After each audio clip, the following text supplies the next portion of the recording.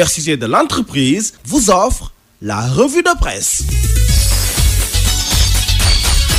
Mesdames et messieurs, bonjour. L'État du Sénégal veut changer le visage des prisons au Sénégal et pour ce fait, il faudra moderniser les lieux de détention et humaniser la vie carcérale et faire en sorte que les concitoyens qui sont en conflit avec la loi vivent dans des conditions qui respectent la dignité. Ces propos sont du ministre de la Justice, garde des Sceaux, Ismaïla Madior Fall, qui a assisté hier à la cérémonie de passation de service à la direction de l'administration pénitentiaire. Et nos confrères du journal Sud Quotidien qui nous rapporte les propos du ministre nous indique que selon ce dernier, une amélioration importante de l'indemnité journalière a été accordée à chaque détenu. Celle-ci est passée de 461 francs CFA en 2012 à 1000 francs CFA en 2017 et des efforts considérables ont été faits pour améliorer l'alimentation dans les maisons de détention. Et le ministre d'ajouter que parmi les mesures prises dans le cadre de l'amélioration des conditions de détention des prisonniers, il est aussi question également d'agir sur la politique pénale,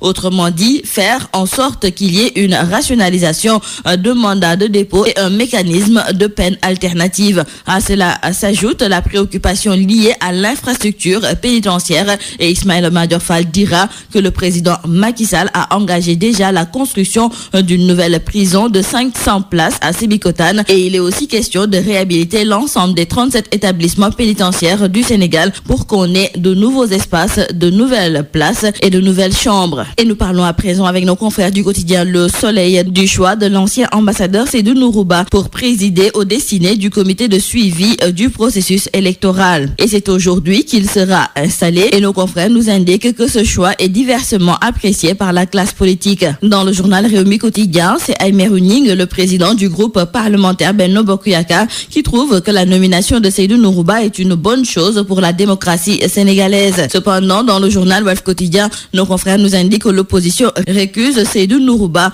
Le PDS et ses alliés n'acceptent pas cette proposition saugrenue selon Babacar Gueye, le porte-parole du Parti démocratique sénégalais. Quant à Abdoul Mbaye, il déclare dans le journal Walf Quotidien qu'il connaît Seydou Nourouba, fonctionnaire sérieux et diplomate compétent. Par contre, il ne lui connaît pas de compétences particulières en matière de processus électoral. Mais qu'à cela ne tienne, Babacar Gueye, le facilitateur entre pouvoir et opposition, trouve lui que c'est un bon choix. Khalifa Sall sera à la barre du tribunal correctionnel de Dakar après-demain. Nos confrères du journal L'Observateur nous font savoir aujourd'hui que c'est le juge Maguette Diop, président de la deuxième chambre, qui a la lourde tâche de le juger. Cette audience étant celle de mise en état, l'affaire sera probablement renvoyée en audience spéciale. Khalifa et compagnie pourraient donc comparaître à la même barre de la salle 4 du palais de justice de Dakar, celle-là même qui a été témoin du procès de Karim Meïssa Wade, fils de l'ancien président de la République. Et également dans le journal Les Échos, nos confrères nous indiquent qu'ils seront 3 à juger le dossier Khalifa Sall.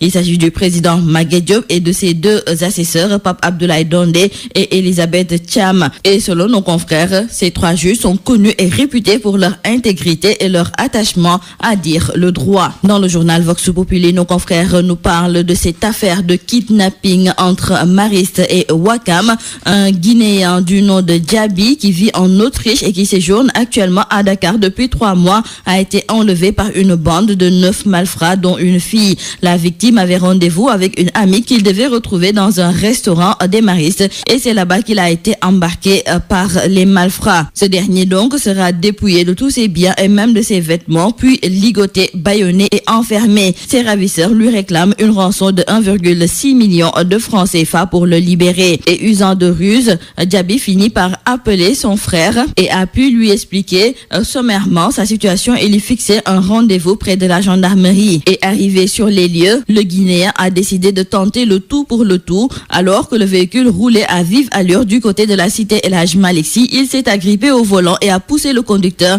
à faire des zigzags dans les ruelles, dévalant ainsi les garde-fous devant les maisons. Et alertés par le bruit, les riverains ont accouru pour assister Djabi. Les gendarmes ont du reste ouvert une enquête. Terminons par le sport. Le quotidien d'information sportive Record nous parle du tirage des 8e de finale de Ligue des Champions et on assistera à un PSG Real de feu. Et selon nos confrères du quotidien du sport Stade, ce sera un superbe choc mais aussi un sacré défi pour le Paris Saint-Germain. Le tirage au sort des 8e de finale de la Ligue des Champions lui a désigné pour adversaire le Real Madrid, double tenant du titre et redouté dans l'Europe entière. Donc, ce sera le PSG de Neymar face au Real de Ronaldo. Nos confrères nous indiquent aussi que le tirage au sort a offert un autre choc de poids, à savoir Chelsea-Barcelone, un ancien classique qui est donc remis au goût du jour. C'est tout à vos journaux et très bonne lecture.